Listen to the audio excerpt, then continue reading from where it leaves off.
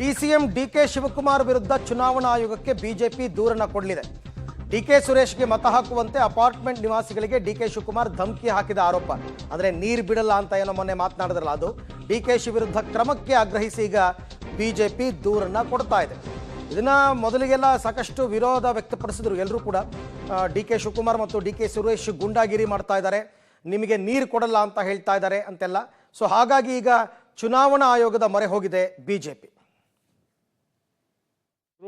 ಪಡ್ಕೊಳ್ಳೋಕ್ಕಾಗಲ್ಲ ಮತ್ತು ಕಾಂಗ್ರೆಸ್ ಗ್ಯಾರಂಟಿ ಇದನ್ನು ವೈಲೇಷನ್ ಆಗುತ್ತೆ ಅನ್ನೋಂಥದ್ದು ಭಾಳ ಸ್ಪಷ್ಟವಾಗಿ ಒತ್ತಾಯವನ್ನು ಮಾಡಿದ್ದೀವಿ.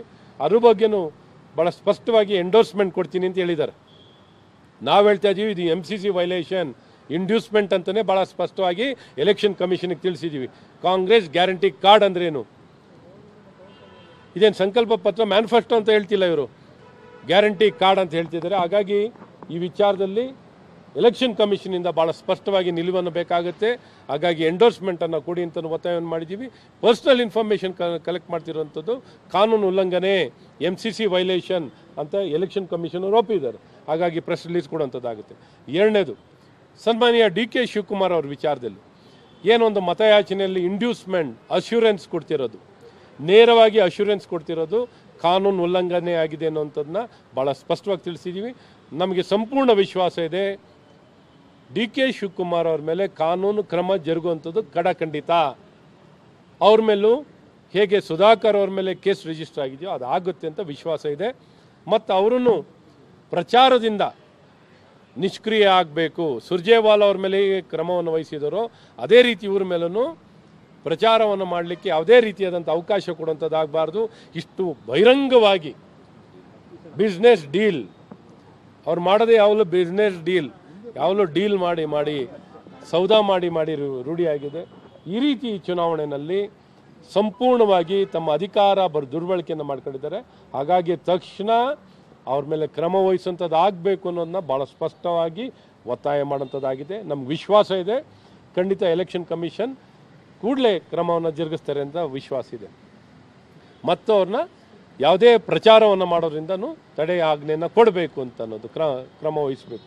ಮೂರನೇದು, ಕುಣಿಗಲ್ ಗಲಾಟೆ, ಅದೇ ಅಪಾರ್ಟ್ಮೆಂಟ್ನಲ್ಲಿ ವಿಚಾರದಲ್ಲಿ. ಇದು ಅಪಾರ್ಟ್ಮೆಂಟಲ್ಲಿ CA ಕೊಡ್ತೀನಿ, ನೀರು ಕೊಡ್ತೀನಿ, OC ಕೊಡ್ತೀನಿ, ಇವೆಲ್ಲ ಹೇಳಿರೋವಂಥ ಎಲ್ಲ ಸಾಕ್ಷಿ ಆಧಾರವನ್ನು ಕೊಟ್ಟಿದ್ದೀವಿ ಅದರ ಆಧಾರಿತವಾಗಿ.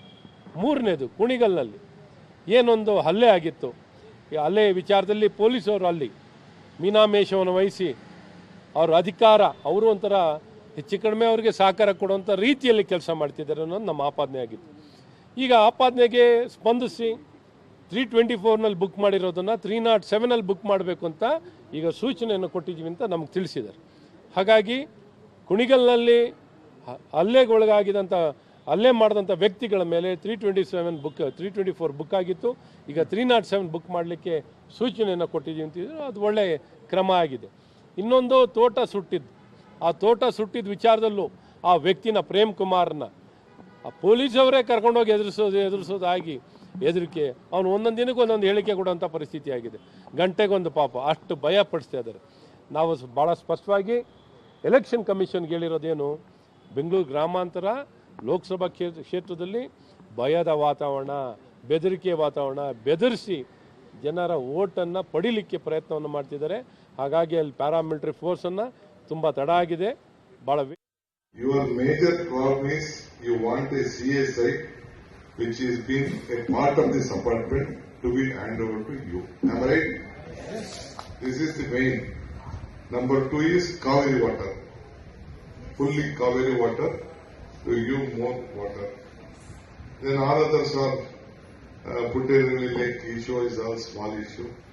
I know that. This 2 issue. If I get this done, what you are going to give to me? You make use of me, you assure me, you vote me, within 2-3 months I will see that this has been handed over to you. Otherwise you don't come and ask for me. I will not run out.